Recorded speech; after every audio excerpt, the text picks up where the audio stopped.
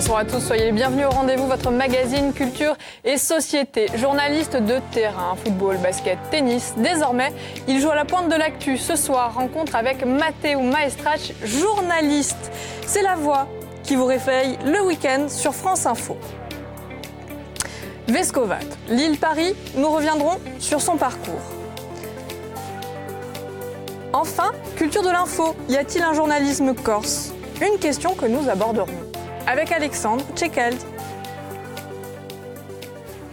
Matteo Maestrach, bonsoir, soyez le bienvenu sur le Célia, plateau du rendez-vous. Vous. Merci beaucoup. C'est un véritable plaisir, un honneur de vous recevoir sur ce plateau. Partagé. Pas trop tard, ça va ? Non, ça va, je m'adapte. Alors, vous avez mis en application l'adage populaire « L'avenir appartient à ceux qui se lèvent tôt », puisque vous êtes la voix qui nous réveille le week-end, la matinale de l'info. France Info, de 6h à 10h. C'est vous êtes debout à quelle heure ? Je me lève à 3h. Ah oui, ça pique ? Un peu, ouais. Mais vous avez Alors, pas c'est que 2 honte ? jours dans la semaine. Il y a des gens, ils font ça du lundi au vendredi. Moi, c'est le samedi, dimanche, ça va. Ah oui, le moment où normalement on dort, c'est encore pire. C'est beaucoup d'efforts. C'est un effort. Mais pas insurmontable puisque vous le faites. Non, depuis ça va. Combien de temps maintenant ? C'est la 2e saison. Donc j'ai commencé en septembre 2017. Et vous n'avez pas honte de réveiller les gens le week-end comme ça ? Après, vient qui veut. Tout le monde est le bienvenu. Si vous voulez venir à 6h, vous venez à 6h. Si vous voulez vous réveiller plus tard, c'est l'avantage de faire. Un des avantages de faire 4 heures, c'est qu'on s'adresse à pas mal de gens qui arrivent à leur rythme. Voilà, les plus motivés restent longtemps. J'ai même parfois des amis qui rentrent de soirée qui m'envoient des messages vers 6h. Donc bon, c'est pas très rassurant, mais pour eux, mais voilà, en tout cas, ça fait toujours plaisir. Ouais. Voilà, le petit coucou qui va bien. Évidemment. Alors, plus sérieusement, de l'info en passant par le classico, en remontant jusqu'à Vescovat. Oui. Je vous propose d'essayer d'en savoir davantage sur vous. On va essayer de faire ça dans l'ordre. La radio, c'est un petit peu comme la potion magique. Vous êtes tombé dedans quand vous étiez petit. Est-ce que c'est en suivant l'exemple paternel ? Oui, indirectement oui. Alors mon père était pas journaliste, donc j'ai pas totalement suivi sa voie. Il était animateur donc à Fréquence Sonore, à RCFM. Il était là à la création de la station 83, je crois, si je dis pas de bêtises. Et donc il a fait partie de l'aventure dès le début. Il avait une émission de musique. Ensuite, il a gravi un peu les échelons à Radio France, ce qui l'a amené aussi après à être amené à travailler ailleurs qu'en Corse. Et donc moi, quand j'étais petit, à Bastia, à l'école du centre, j'étais juste en dessous de RCFM. Donc je montais parfois après l'école, le retrouver, attendre qu'il ait fini. Et c'est là que j'ai toujours baigné un peu dans cet univers de la radio. Et en fait, j'ai de la chance parce que par rapport à plein de gens, je me suis pas posé la question des années sur ce que j'allais faire. Je savais que je ferais ça. Le journalisme est venu après, mais je savais que je voulais faire partie de cette ambiance-là. La radio. Ouais, la radio. La Corse, Utopaez, Maestrach, de Vescovat. Quel souvenir vous avez ? Du Gnôle à l'origine et de Vescovat, ouais. Quel souvenir vous avez du village ? C'est des souvenirs très forts parce que quand je suis né, en 80 donc, mes parents y vivaient encore avant de déménager à Bastia. Donc j'ai vraiment commencé à vivre à Vescovat. Donc il y a encore des films Super 8 de l'époque, où on me voit commencer à marcher. Et c'est un souvenir très fort parce qu'il y avait toute la famille de mon père qui était là, il y avait mes grands-parents qui étaient encore là, mes oncles, mes tantes, mes cousins, mes cousines, et bon, la plupart sont encore là. Et je les retrouve avec plaisir chaque été, j'essaye d'y aller chaque été. Mais c'est des souvenirs très forts parce que c'est là que j'ai appris à marcher, c'est là que j'ai appris à parler, que j'ai appris à lire. Et surtout ça correspond à une époque où, à l'époque, il y avait encore plein de commerces, beaucoup plus de monde déjà qui vivait au village par rapport à aujourd'hui, beaucoup plus d'endroits pour se retrouver. Et c'était une époque paradisiaque pour des enfants, quoi. Vous y revenez ? Oui, j'essaye de revenir. C'est surtout l'été maintenant. Maintenant que j'ai une famille, que j'ai un boulot, j'y vais. Je viens l'été quand il y a du monde en Corse, mais voilà, là où le climat est le meilleur aussi, quoi. Et le plus doux. Alors vous allez poursuivre votre scolarité au lycée de Bastia, avant de partir sur le continent. Comment vous avez vécu le départ ? Ça a été assez compliqué. Je pense que c'est facile pour personne de partir. Moi, je suis parti en plus. Mon père a été muté sur le continent quand moi je finissais ma première L à Bastia, et j'avais plein de potes, des petites copines. Je faisais du sport. Tout allait très bien. J'avais une existence quasi parfaite. Et j'ai dû partir, donc avant de finir mon cursus scolaire, donc avant de finir le lycée. Voilà, ça fait genre déchirement, sacrifice. J'en veux pas du tout à mes parents, il y a pas du tout de problème. Mais voilà, ça a été compliqué parce que je partais à ce moment-là, qui est une étape importante, la construction d'une vie, d'un adulte, d'un homme. Et je me suis retrouvé du jour au lendemain dans un endroit que je maîtrisais pas, que je ne connaissais pas, qui ressemblait forcément pas à la Corse, parce que rien ne ressemble à la Corse. Donc c'était un peu compliqué. Donc il y a eu cette espèce de distance. Après, je suis revenu plusieurs fois en vacances. J'ai même travaillé un peu en Corse par la suite. Mais non, c'était compliqué forcément. Ouais. C'était pour suivre votre père. Oui. Qui était muté. Enfin, on a tous suivi d'ailleurs, hein, ma mère, ma sœur, moi. Voilà, on est tous partis. Et ensuite, ça se passe plutôt bien. Plutôt bien, oui, plutôt bien. Ça s'arrange parce que bon, déjà je peux revenir encore une fois en Corse dans différents domaines par différents biais, et ensuite oui effectivement j'ai mon bac littéraire, fac d'histoire, école de journalisme ensuite en 2003 à Lille, voilà, et depuis 2005 donc depuis que j'ai eu mon diplôme, Radio France depuis le début, sans jamais changer. Mais toujours la Corse, hein, dans un coin de toujours. Un coin de la tête. Alors Toujours. vous en parlez des années fac, ça se passe entre Paris et Orléans. Ouais, Paris-Orléans, Lille à la fin donc pour l'école de journalisme, mais entre Orléans et Paris. Ouais, Doug à Orléans, licence, j'allais dire maîtrise à Paris à la Sorbonne, mais la maîtrise en fait je l'ai jamais finie. J'ai fait 2 ans de suite que j'ai jamais fini, donc je crois que je l'ai jamais dit d'ailleurs. Sur mon CV il y a maîtrise, mais en fait je ne l'ai pas. Voilà, c'est un scoop. Je ne l'ai pas rendu parce que je préparais les concours de journalisme, j'avais plein de petits boulots à côté, donc j'ai pas fini. Mais c'est pas grave, c'était une époque formidable. C'était déjà bien entamé. Oui, non, mais tout, voilà, c'était l'important à ce moment-là, c'était de réussir les concours que j'ai eu non, pas tout de suite, mais la deuxième année ça a été. La première année je suis passé tout près, donc je me suis dit il faut recommencer, mieux travailler, et voilà, je suis arrivé à Lille ensuite, et là c'était une période vraiment bénie aussi. Je pense que la période à Lille c'est une des plus belles de ma vie avec l'enfance en Corse et l'adolescence en Corse. Pourquoi ? Parce que j'ai rencontré ma femme déjà. C'est plutôt une très bonne raison. Non, parce que c'était bien, parce qu'on apprenait le journalisme. Moi, je voulais faire ça depuis des années. Et on était vraiment confrontés à quelque chose. En plus, bon, c'est une école qui est très réputée et qui l'est toujours. Et c'est dans une ville, Lille. Alors, quand on dit comme ça aux gens qui connaissent pas, ça peut un peu les rebuter, parce que les gens disent il fait froid, c'est loin. Mais c'est une ville incroyable. C'est une ville incroyable où il se passe plein de trucs. Moi, en plus, quand j'y étais, il y avait, c'était la capitale européenne de la culture. Donc, il y avait plein de choses, plein de concerts, plein d'animations. Et c'était génial d'apprendre sa passion, d'apprendre à devenir journaliste. Dans ces conditions-là ? On était dans ces conditions-là. On était une promo de 50 élèves avec qui, enfin la plupart avec qui j'ai encore des très bonnes relations. Et ouais, c'est des années formidables parce qu'on n'est pas dans la pression forcément du travail, parce qu'on se sent reconnu, apprécié, on gagne en confiance. Ouais, c'était des années vraiment top. Mais pour le coup, là, géographiquement parlant et au niveau du climat, ouais, on est un peu dans l'extrême par rapport à Bastia. Ouais. Alors vous en parlez avec beaucoup de nostalgie de cette école de journalisme, presse écrite, télé, radio, toujours une préférence évidente ou vous commencez à changer un peu d'avis ? Dès le début. Non, dès le début, je savais que je voulais. En plus, moi, j'avais fait des piges en radio. J'ai commencé en presse écrite, comme plein de gens qui commencent, parce que c'est là où il y a le plus de demandes, quand j'avais 19, 20 ans.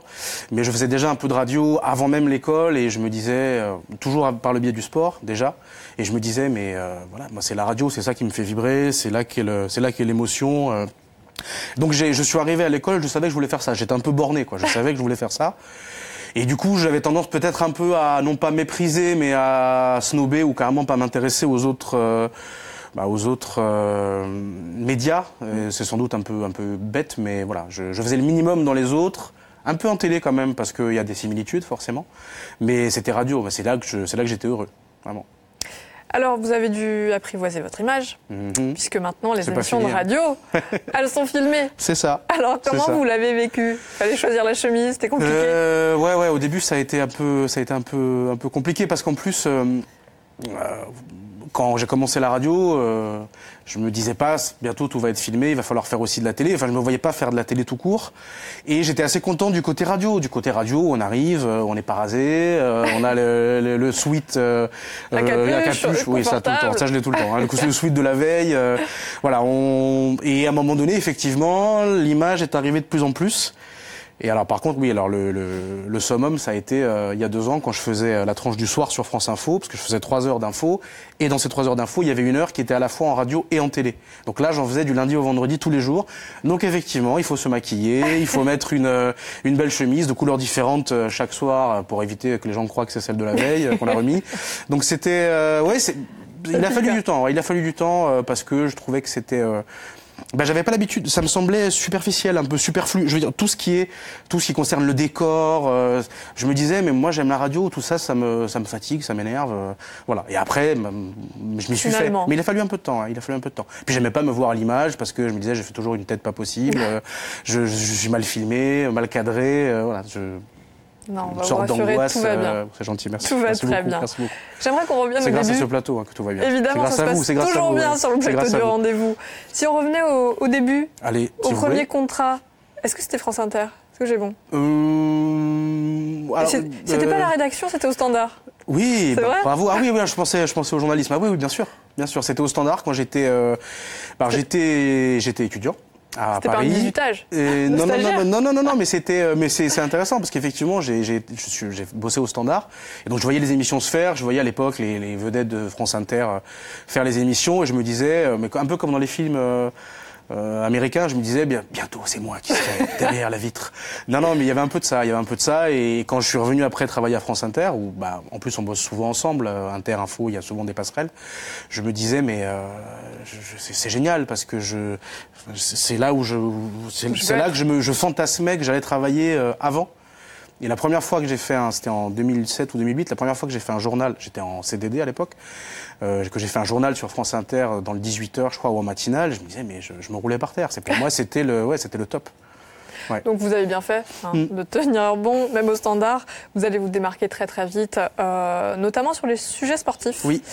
Des billets sport dans la matinale ou alors correspondant sur le terrain, sur tous les terrains. Oui. Et j'ai cru comprendre que vous aviez une préférence pour le basket. Oui, parce que moi c'était un sport que j'avais fait jeune. Et je suis arrivé, en fait, j'ai eu de la chance, je suis arrivé dans un service des sports où il y avait déjà du monde, où les gens avaient déjà des sports dédiés, des disciplines à eux, et le basket, ça intéressait pas grand monde, en fait. C'était un peu considéré comme un sport de hangar. C'est un peu l'expression qu'on utilise, ceux qui aiment le foot, le rugby, le basket, le hand, c'est des sports de gymnase, quoi. C'est une façon de se chambrer aussi entre collègues. Mais personne n'était dessus. Et moi, je me suis dit, mais il y a quelque chose à faire. Et j'ai eu de la chance parce que j'ai suivi donc le basket, c'était surtout l'équipe de France, hommes et femmes, de 2010 à 2013. Et au passage, il y a plusieurs médailles, dont la médaille d'or de Tony Parker et ses potes, médaille d'or européenne en 2013. Donc je me suis retrouvé pile à l'époque où il gagnait des choses. Oui, il se passait quelque chose. Voilà. Exactement. Vous avez donc bien c'était fait. Super. Alors je le disais, vous aviez toujours la Corse dans un petit coin de votre tête. Du coup, ça vous a donné l'idée ou l'envie d'écrire un reportage sur le foot en Corse. Oui, ça je l'ai fait. C'est marrant parce qu'à l'époque, j'étais plus sur le terrain. Je faisais un billet sport dans la matinale de France Info.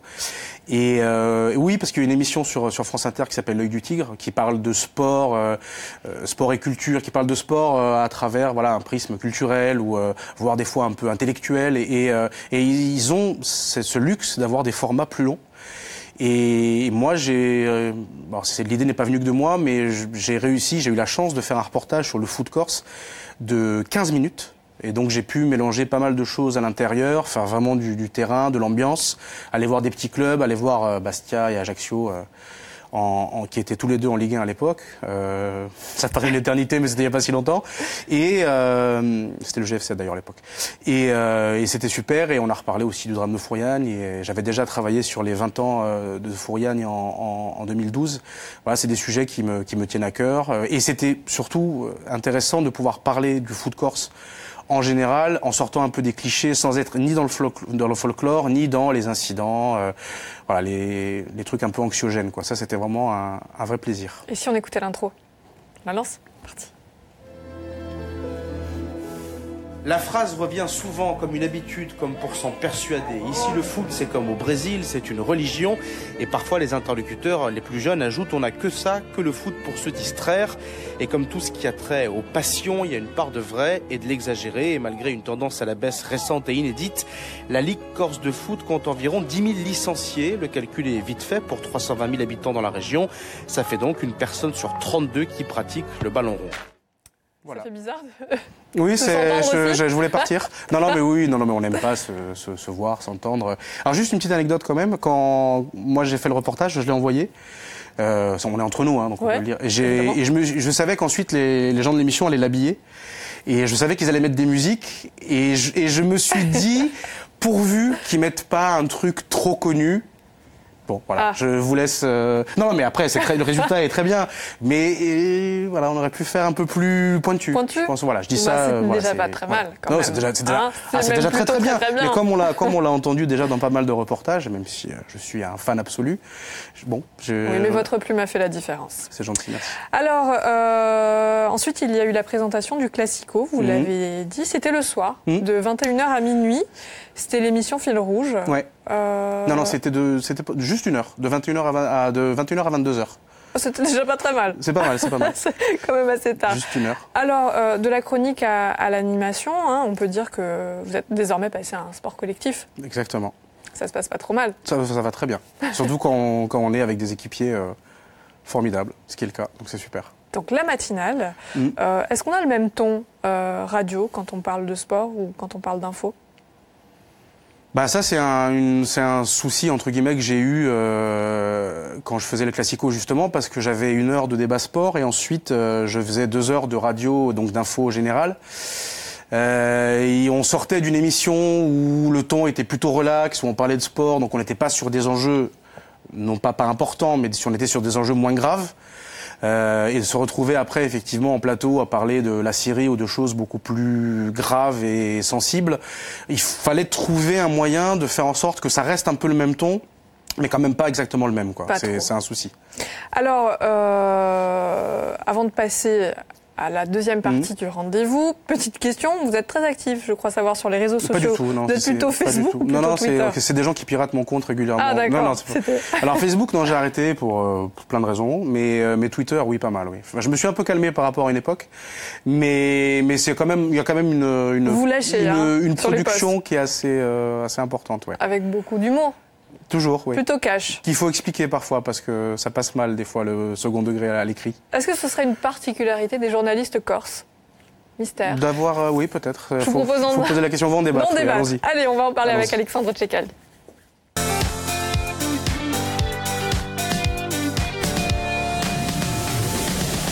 Bonsoir Alexandre. Bonsoir. Quelle joie. Comment ça va ? Mathéo, bonsoir. Bonsoir. Quel plaisir de vous avoir ici. C'est gentil. Alors, je vais faire les présentations. Inutile. C'est ce que voilà, vous anticipez sur ce que j'allais dire. Célia.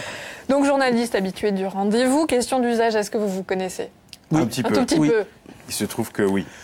On s'est connus par réseaux sociaux interposés. C'est vrai, ça a d'ailleurs. commencé comme ça. C'est ça qui est fou. Ah, la magie des réseaux sociaux. Il m'a demandé en ami Facebook. Ouais. Et vous avez le en malheur fait, de non, dire oui. j'ai confondu. Oui. En fait, c'est pour ça que je suis parti depuis. Non, j'ai confondu son nom avec justement un pote de mon village. Et voilà. Et puis à un moment donné, il m'a quand même fallu 2-3 mois. Je me suis dit, mais. Qu'est-ce qui s'est passé ? Mais en fait, c'est pas celui que je connais. Non, mais on s'entendait déjà très bien. Ouais. Et on a mis du temps à se rencontrer en vrai. C'est vrai. Et finalement, vous ne le regrettez pas. Pas du tout. Non, regardez, ça nous permet de nous voir On se retrouve aujourd'hui au là. rendez-vous. C'est magnifique. Je suis ravie d'assister à ce classe. C'est un moment, Alors, c'est beau, un moment c'est fondateur. beau. Messieurs, commençons par la rédaction, d'accord, de France Info. Est-ce qu'il y a d'autres journalistes corses, mis à part Mathé ? Ah bah oui, il y a pas mal de collègues insulaires. Oui, on peut peut-être en citer. Et pas des moindres. Allons-y. Alors il y a Jean-François Akil, je le dis avec l'accent quand on est ici, parce que quand on est là-bas, moi-même à mon nom, il est désaccentisé la plupart du temps. Mais oui, bien sûr, en plus qui habite pas très loin d'ici, du côté de Sarol. Qui est maintenant responsable de toute la politique. Qui était intervieweur politique à une époque dans la matinale. Ensuite, il a changé un peu. Là, il présente Les Informés, donc tous les soirs sur France Info, radio et télé, de 20h à 21h. Il est ravi, il est comme un poisson dans l'eau. C'est loin d'être le seul, il y a beaucoup de collègues à vous. Alors, il y en a, on va dire qu'on est 3 un peu, d'ailleurs, ça a fait l'objet d'un article, Squadragour, ça dans Corse Matin, il y a quelques mois. Il y a Mathieu Mondologne aussi, voilà, qui lui a des origines plus au sud. Mais on est trois. Alors on n'est pas tout le temps tous les trois ensemble. Hein, c'est un peu le piège aussi de la diaspora, comme on dit. Mais on se voit souvent et quand on se croise, il y a toujours un petit sourire, une petite réflexion, une petite blague ou la façon de se dire bonjour. C'est-à-dire qu'on se fait on s'étreint peut-être un peu plus. On se fait des vraies bises et puis on fait ça va, comme ça, avec l'accent et tout quoi. Bon. On surjoue un peu peut-être. Le village. Ouais, c'est ça. La famille, ça va. Vous êtes loin d'être les seuls. Il y a quand même beaucoup de journalistes, même historiquement. Il y a une culture de l'info en Corse qui est présente depuis très longtemps. Il y a un goût de l'info d'ailleurs, c'est lié ici. Et ça se retrouve à tous les niveaux. La presse quotidienne régionale est très lue ici. Je crois que sur France 3, sur Viasté, les journaux sont parmi les choses qui sont vraiment les plus regardées depuis toujours. C'est ce qui est le plus suivi, c'est vrai. Il y a un appétit d'info en Corse et il y a aussi une vocation à ce journalisme. Et bon, j'ai l'impression qu'il y a des traits communs. Je ne sais pas si on peut vraiment pas définir un journalisme corse en lui-même, mais je retrouve quand même des traits communs un peu chez vous tous et je voulais vous en parler. Il y a ce goût du mot. Il y a ce goût de l'humour et du mot qui est plus ou moins affiché, mais il y a ce goût presque de l'ajout verbal. Il y a de l'oralité. Il y a ce goût du sport et de la politique. Et finalement, tout ça, ça reste du combat. Est-ce que c'est vraiment un cliché ou est-ce que vous avez l'impression qu'on retrouve ça en filigrane un peu chez vous tous? Savoir s'il y a un journalisme corse, savoir si dans la façon d'exercer les métiers, on va mettre de la Corse là-dedans, très franchement, j'aurais du mal à vous le prouver. Ouais. Mais non, mais c'est une vraie bonne question. Mais je pense que dans la façon de le faire. Pour en revenir à moi, c'est horrible de dire ça. Non, mais je pense que le fait qu'il y a une certaine aisance en direct, à l'oral, qu'il y a dans le sport, qu'il y a aussi dans la politique, où on doit comme ça arriver à improviser une analyse assez vite. Et le sport, c'est pareil. Et le sport a toujours été, et d'ailleurs il y a plein de journalistes non sportifs qui le disent, ceux qui sont passés par le sport, entre guillemets, sont les meilleurs, c'est pas moi qui le dis, parce que ils savent, ils sont à l'aise en direct. Ils vont pas paniquer parce qu'il y a un truc imprévu, ils arrivent à synthétiser quelque chose assez rapidement. Et c'est vrai qu'il y a ça qui est indéniable et qui, pour en revenir à votre question, peut-être que le côté la magagne, le côté tchatch, le côté épate, le côté il faut vite que je convainque quelqu'un avec quelques mots, quelques arguments, peut-être que le côté corse, c'est peut-être les nouveaux Tiamiri Spond, ils se retrouvent là-dedans. Ouais. Oui, et puis cet amour pour la combativité, pour la joute, et je fais un parallèle, c'est pas pour rien qu'il y a aussi beaucoup de grands avocats corses, parce que cette idée de l'oralité pour parler pour combattre une idée, pour défendre une idée, il y a une proximité entre vous. Après, je sais pas si on pourrait le définir comme tel. Moi, en tout cas, ça m'apparaît comme évident depuis des années, oui. Mais bon, voilà, c'est comme ça. Je me posais la question, est-ce que vous avez l'impression, du coup, par rapport, on va dire même au fait d'être journaliste en Corse, est-ce que c'est quelque chose qu'on retrouve ici? J'ai l'impression que le contexte est quand même très particulier. Il y a peu de régions qui rencontrent des problématiques aussi fortes que spécificité de la Corse. Quelle région peut se prévaloir de parler de sujets politiques comme le fait divers politiques, l'écologie, le tourisme, vraiment que des sujets vraiment critiques. Quand on est passé ici, je pense qu'on a vu des choses très fortes. C'est pas évident de les retranscrire. Il se passe plus de choses que dans d'autres régions. Et ça, on peut résumer ça comme ça. Ouais. Mais c'est intéressant parce que moi, quand finalement, je suis venu faire des reportages pour France Info, France Inter ici, mais j'ai jamais vraiment travaillé ici. En revanche, entre mes 2 années de formation d'école de journalisme, en 2004, il y avait un stage à faire en région, obligatoire, en presse écrite. Tout le monde devait le faire. Et moi, j'avais demandé à travailler à Bastia, ce qui permettait à la fois de voir la famille, enfin d'être logé.